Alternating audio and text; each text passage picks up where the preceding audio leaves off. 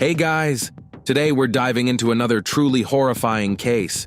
If you want to support my channel, make sure to subscribe and stay active. It really helps me out. I'd be super grateful for that. Let's get started. When people live together for a long time, it's not uncommon for them to reach a breaking point in their relationship.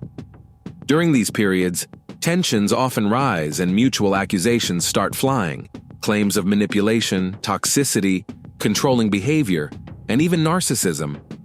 But while some of these struggles may pass with time or counseling, there are situations where one partner, often a woman, remains trapped in a deeply destructive dynamic, facing emotional and physical mistreatment day after day. The real question is, how can we tell the difference between a temporary crisis and a situation where someone is in real danger? The Summers family case became one of the most complex and debated legal battles in recent years, taking over 5 years to reach a conclusion. On the surface, they appeared to be a happy, united household, by all accounts, a picture-perfect American family.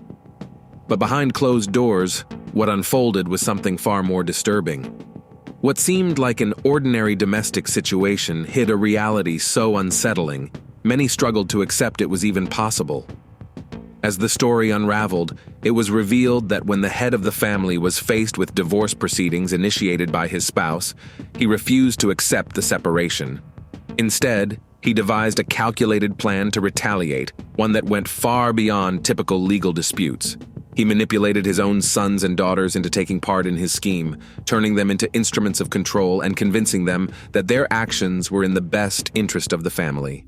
Alyssa Jill Summers was born on February 18, 1980, in a suburb of Philadelphia, Pennsylvania. She grew up in a modest, middle-class household. In 1995, at the age of 15, she met a boy named Trevor Stephen Summers, who was 2 years older. They both attended the same high school, often ran into each other outside of class, and shared many mutual friends. Their connection began as a friendship, hanging out at gatherings, talking between classes, and spending time with other students. As time went on, they grew closer, discovering shared interests and similar outlooks on life. However, they didn't start officially dating until 2 years after they first met. Their relationship developed gradually. Both were focused on finishing school and figuring out their paths in life. Their parents supported the relationship and approved of the person their son or daughter had chosen. Friends and classmates admired them as a sweet, balanced couple, sociable, kind, cheerful, and loved by many. They enjoyed planning thoughtful surprises for those around them and were often the center of attention in their friend groups, with some people even quietly envying their happiness. In 2001, 4 years after their romance began, they tied the knot. Alyssa was 21, and Trevor had just turned 23. By then, they had already been through enough to feel confident in starting a life together. Everyone believed they were headed for a long, happy marriage. The newlyweds moved into a modest home in Philadelphia and quickly began building a life together. In 2003, they welcomed their first daughter, Arden. 3 years later, Alyssa gave birth to their son, Landon. Over the next several years, their family grew to include 3 more, daughter Bree and sons Grady and Cooper. Alyssa chose to put her career on hold and devoted herself to raising their 5 kids and managing the household full-time. From the outside, the Summers appeared to be the definition of a happy, tight-knit family. And to be fair, in the early years, that was the reality. But as time went on, things began to change, and not for the better. Trevor had taken on the role of sole provider early in their marriage, and as the family expanded, the pressure on him only increased. Alyssa was a full-time stay-at-home mom, and the financial responsibilities fell squarely on Trevor's shoulders. In 2004, they moved to Florida, where he launched a landscaping company. But the business struggled from the start and eventually shut down just 3 years later. Following that, the family relocated to Alabama. There, Trevor opened a small used car rental and sales shop. Despite his efforts, that venture also failed. Every couple of years, the Summers family packed their belongings and moved to a new state, so Trevor could attempt yet another business.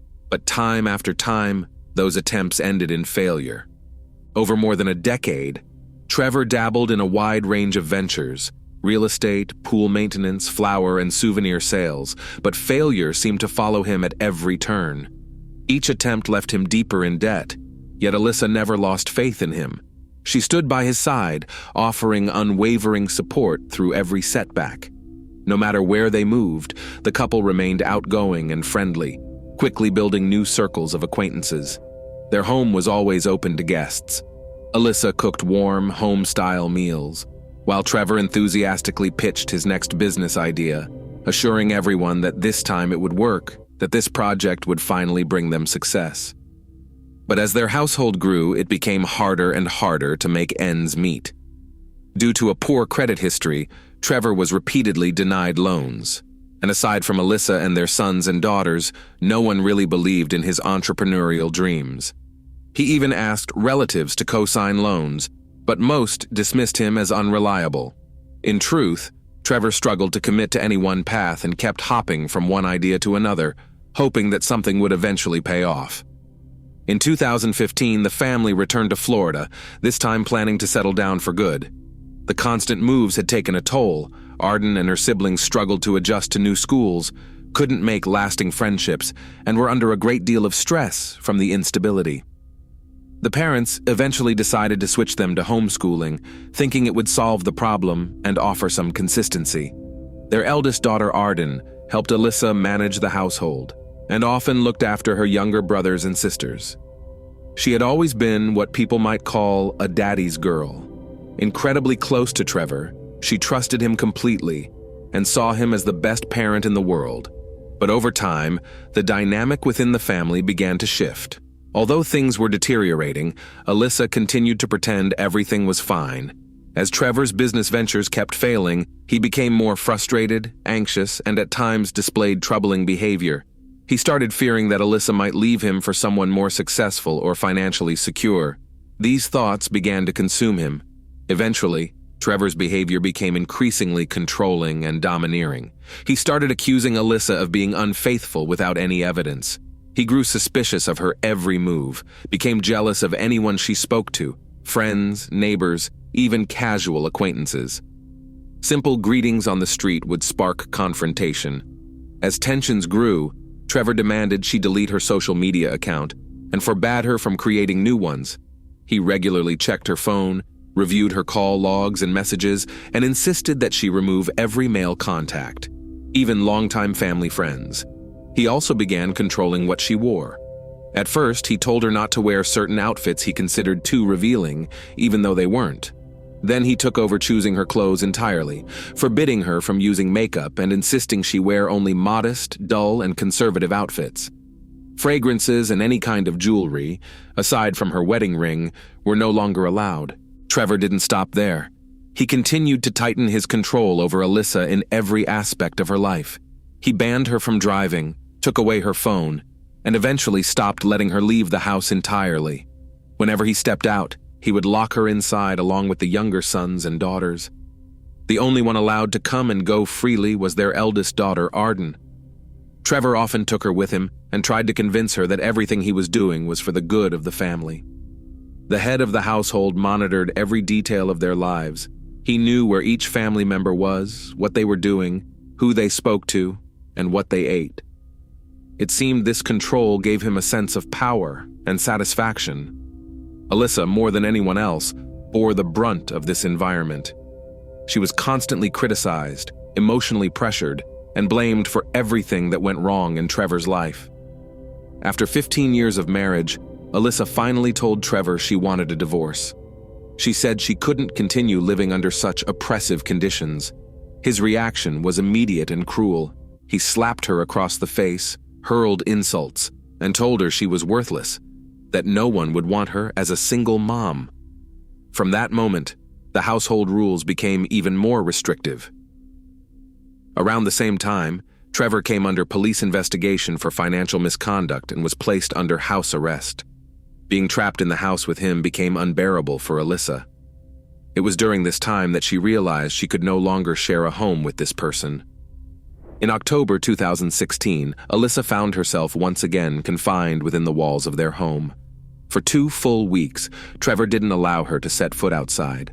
The situation had become extremely dangerous, and he watched her constantly.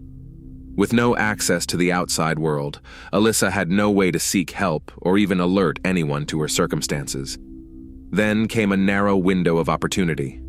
One day, Trevor, no longer under investigation, left the house for a few hours. During his absence, Alyssa managed to find a phone and called emergency services. She reported ongoing mistreatment and said that her husband had been keeping her locked up. The call was cut short when Trevor returned unexpectedly, but authorities had already recorded the address and dispatched officers immediately. Law enforcement arrived at the Summers residence just as Trevor had resumed verbally and emotionally berating his wife. It's important to note that he had learned to avoid leaving visible injuries. His methods were primarily psychological, though he occasionally used physical intimidation, slaps, pulling her by the hair. His most common form of punishment, however, involved inappropriate personal behavior that was never discussed openly.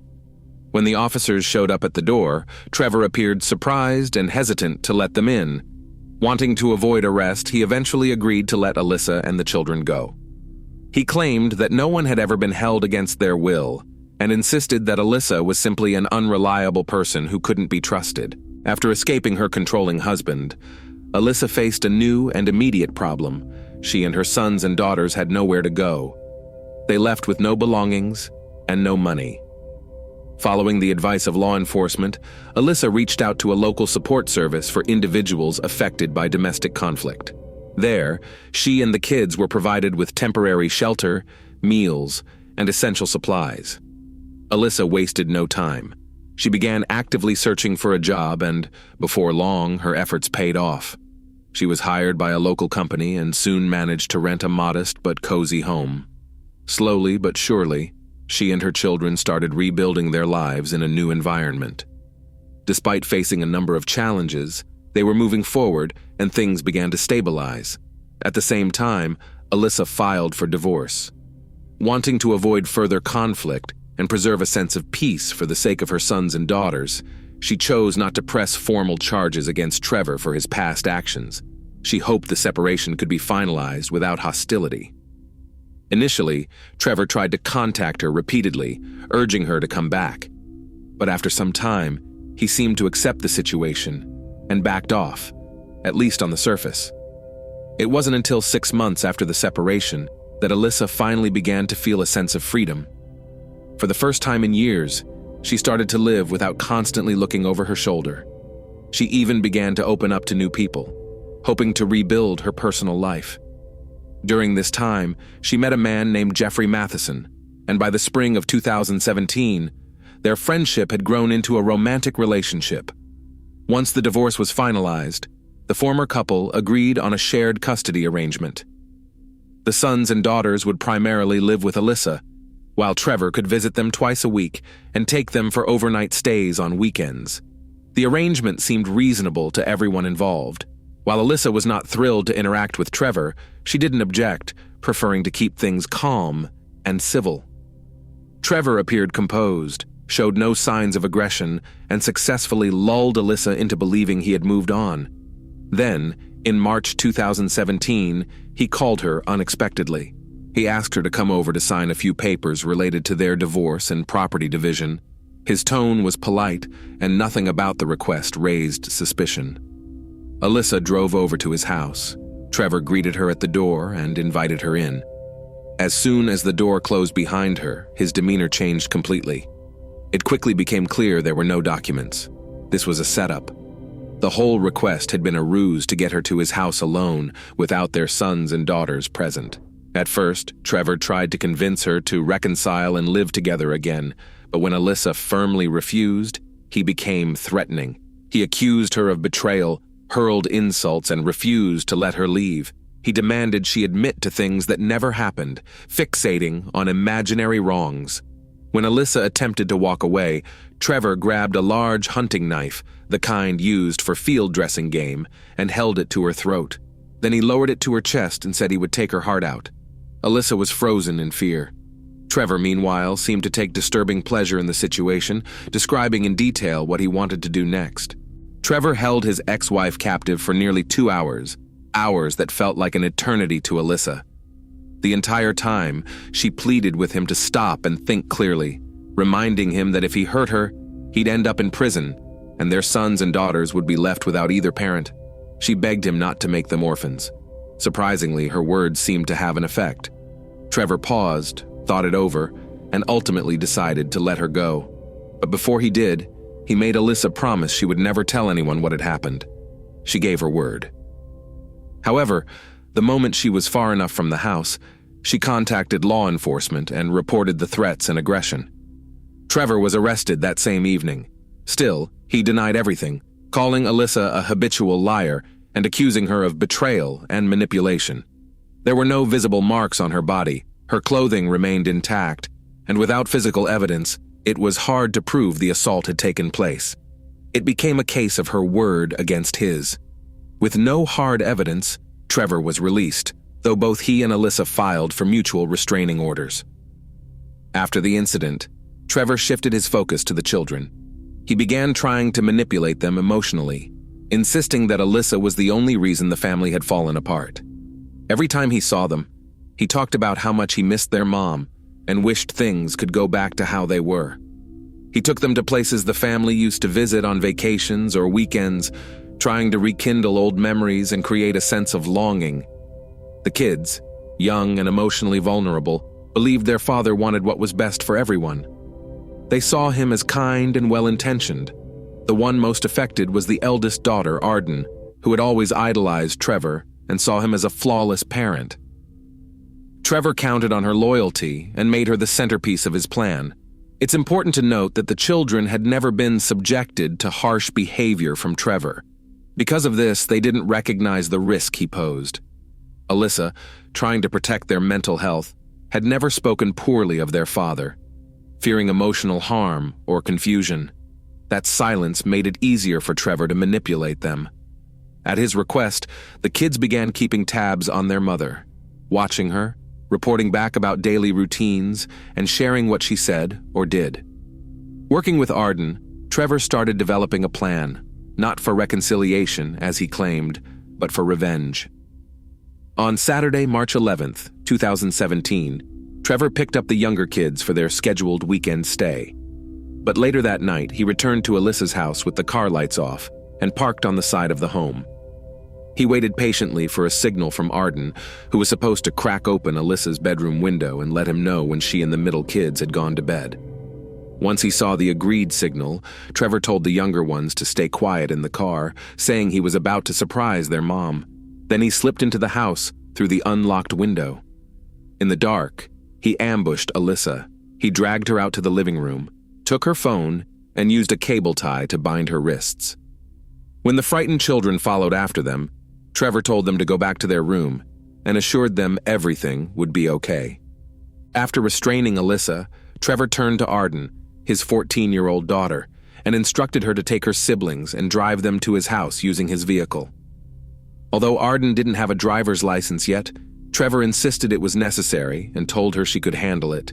He reassured her that he and her mom would follow shortly in Alyssa's SUV and that from that night on, their family would be back together. Once the car with the younger kids pulled away, Trevor returned to Alyssa to subject her to hours of unimaginable suffering. He injected her with a sedative he had prepared in advance, aiming to weaken her resistance. When the drug took effect, he dragged her into the bedroom, restrained her to the bed, and committed a disturbing act of aggression. Alyssa drifted in and out of consciousness, but Trevor deliberately kept her alert, ensuring she was aware of everything happening. While she lay helpless, he began speaking about having large sums of money in offshore accounts and claimed he had purchased a yacht.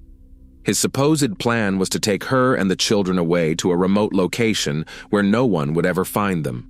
He told her the family belonged to him and that he wasn't letting anyone go.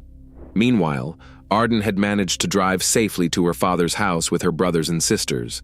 Fortunately, it was late at night and the roads were empty, which helped the young teen avoid any accidents. She parked in the driveway and the kids went inside, waiting for their parents, who never showed up. Around 5 a.m., Trevor began suffocating Alyssa with a pillow, tightening it around her face, then briefly letting go so she could catch her breath, only to start again.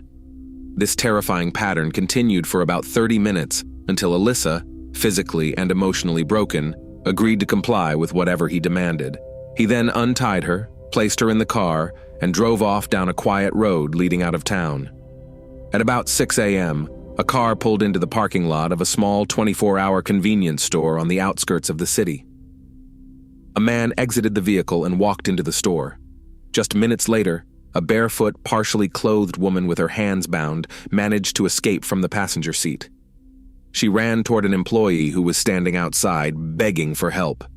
Suddenly, the man came rushing back out of the store, grabbed Alyssa mid-run, and forced her back into the car.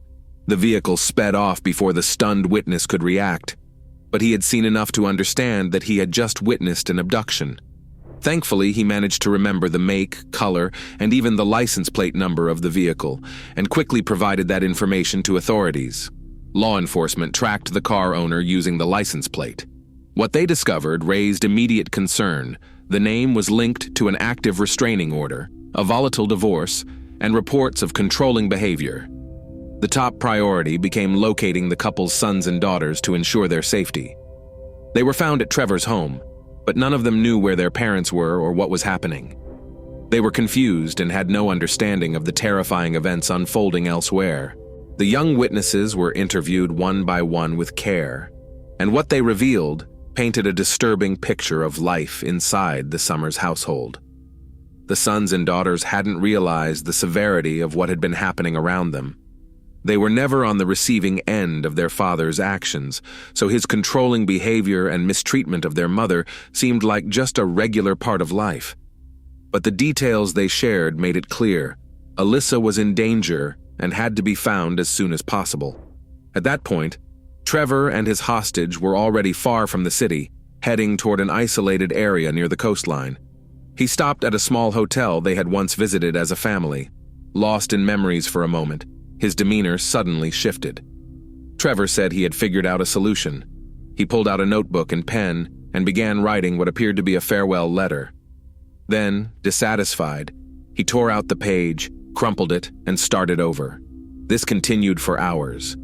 Alyssa realized that he was planning to end her life, and then his own, using the letter to explain it all to their sons and daughters. After Alyssa's failed escape attempt in the supermarket parking lot, surveillance cameras had caught glimpses of their car, helping authorities narrow down the direction they were heading. The search lasted 55 hours.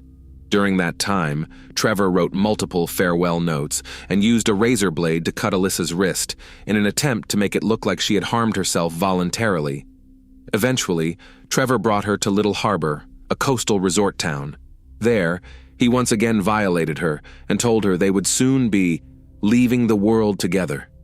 He put a makeshift cord around Alyssa's neck and began strangling her, but just then, the sound of sirens echoed nearby. Trevor let go and bolted for the car, flooring the gas pedal in an attempt to flee, only to drive straight into the path of a police cruiser. Realizing he had no way out, Trevor grabbed the razor and tried to harm himself, managing only superficial cuts. Fortunately, officers arrived just in time. They disarmed him, pulled him from the vehicle, and rescued Alyssa. Both were transported to the hospital for emergency medical attention. Following his arrest, Trevor denied all wrongdoing.